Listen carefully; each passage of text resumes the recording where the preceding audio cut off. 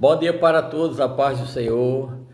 Nós vamos trazer o nosso comentário bíblico de hoje, do livro do profeta Ezequiel, capítulo 43. Leamos o versículo 2 que diz: E eis que a glória do Deus de Israel vinha do caminho do Oriente, e a sua voz era como as muitas águas, e a terra resplandeceu por causa da glória.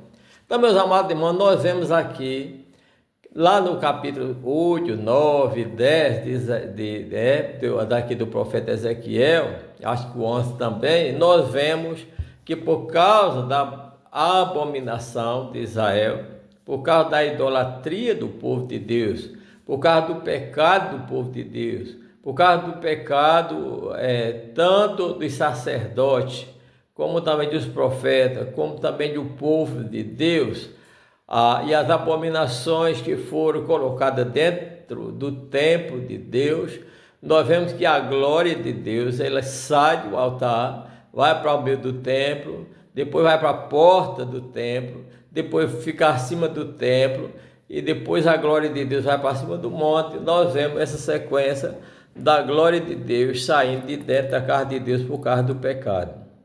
Aquela casa que Deus tinha dito que era a casa onde ele permanecia, onde seu nome permanecia para sempre, era o lugar onde os filhos de Israel, e onde hoje também, transmitindo para os dias atuais, onde os crentes podem orar, é na casa de Deus, é na igreja, né?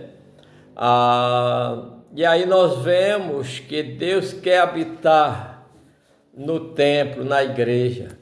Porém, nós sabemos que a única coisa que afasta Deus da igreja é o pecado, a prática do pecado praticado desde a portaria, desde os porteiros até o púlpito, e do púlpito até a portaria. Nós vemos que muitas vezes a gente disciplina o pecado da portaria dos membros e congregados, mas a gente não disciplina o pecado do púlpito, né? O pecado dos obreiros, dos sacerdotes, dos profetas, daqueles que exercem cargo maior na casa de Deus, né? E isso foi o que levou a glória de Deus a sair de dentro do templo de Israel, principalmente o pecado da liderança, o pecado dos sacerdotes, o pecado dos profetas, dos juízes, dos governadores da terra de Israel, fizeram com que a glória de Deus saísse de dentro da casa de Deus, que é o lugar que Deus mais ama, onde ele prometeu que a sua presença continuaria para sempre. E nos dias atuais, irmão, nós vemos Deus falando lá no profeta Isaías e no profeta Jeremias também, que ele não suportava mais os cultos daquela época, os sacrifícios, né, que era oferecido, os holocaustos, né, que era oferecido, aquilo que Deus pedira para ser oferecido, os cânticos de louvor a Deus, ele não era mais aceito. Deus chegou a dizer que aborrecia, né,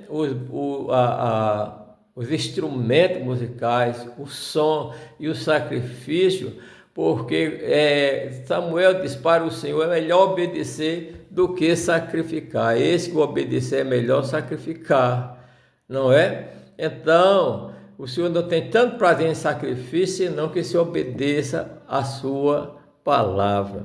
E aí a glória de Deus saiu do templo.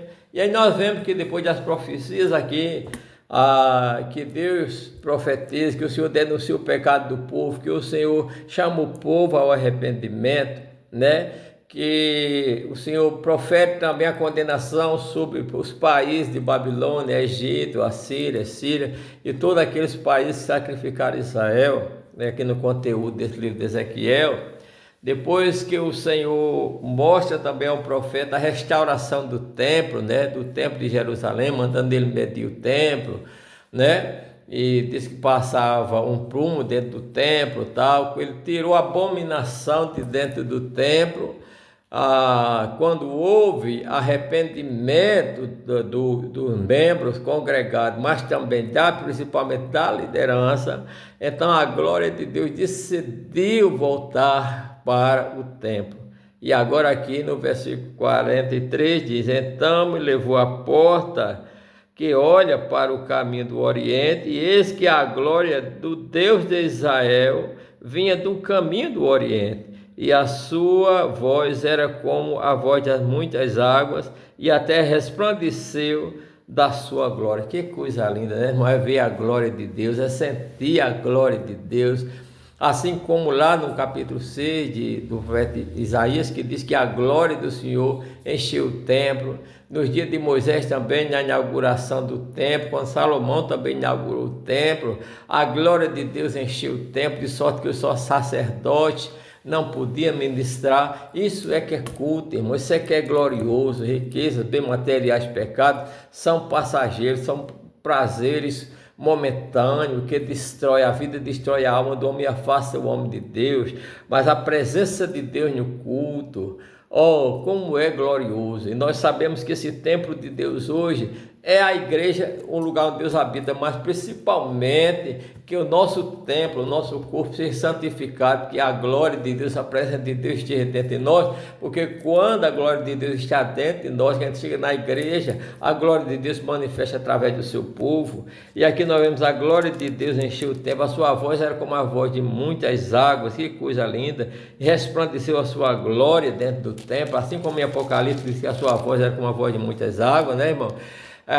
E nós vemos aqui o versículo 5, que eis que a glória do Senhor encheu o templo. Que coisa linda, a gente precisa estar cheio do poder de Deus, da glória de Deus, para Deus fazer sinais, prodígios, maravilhas, e nós nos sentimos alegres na presença do Senhor. E ouvi uma voz que foi dirigida de dentro do templo, como a voz